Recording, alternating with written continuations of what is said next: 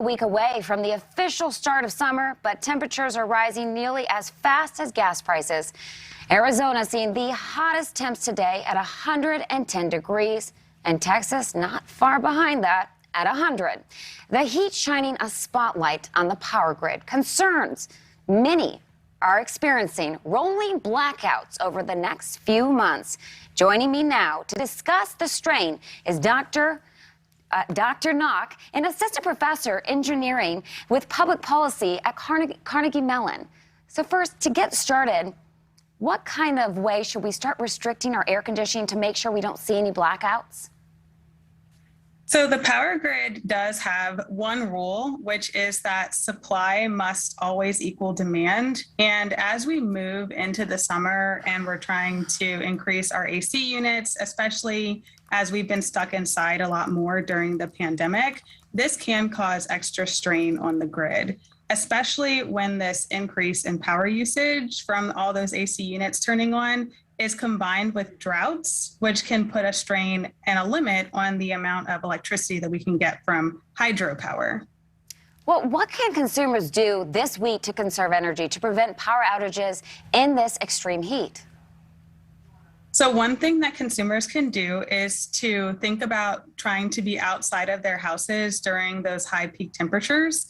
And so sometimes we recommend that people go to cooling centers such as cafes or libraries. Maybe you might go to a park, try to sit in the shade, go to a water park, for example. And this can help reduce the need to cool homes and reduce the amount of electricity demand for AC units. With costs going up across the board, do consumers need to worry about their energy bill going up as well? Not in regards to the extreme heat, but inflation. Yeah, so typically the bill is fluctuating, and when you are trying to cool your house during those peak demand times, especially as we have been decarbonizing our grid and retiring some generation, it can push the prices up.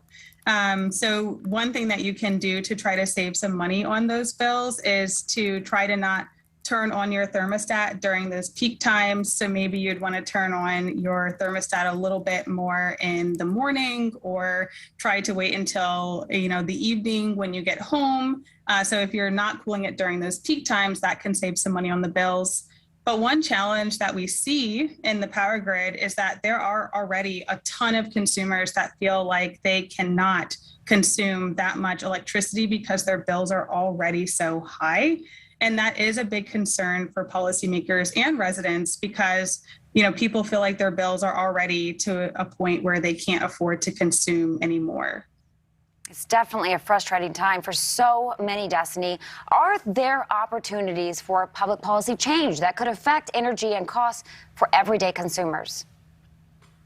Yes, there are a lot of energy assistance programs already there. So we have the Low-Income Housing Energy Assistance Program, LAHEAP, and there's also the Weatherization Assistance Program, WAP. But one big challenge is that many consumers don't even know that they qualify for these two programs. So there's bill assistance through LAHEAP, there's changing out the windows in your home, there's adding insulation to your home. Now, if you're saying, well, those programs may not be available to me, you can also get these blackout curtains that are fleece lined, which will really protect the inside of your home from getting too hot because it does block a lot of air from coming through some leaky windows. But really upgrading the housing infrastructure will be so important to reducing the bills for consumers and also reducing strain on the power grid. Dr. Destiny Knock, thank you so much for joining us. Thanks for having me. Thank you for watching. Go to newsnationnow.com to find News Nation on your television provider. And don't forget to click the red subscribe button below to get more of News Nation's fact-driven, unbiased coverage.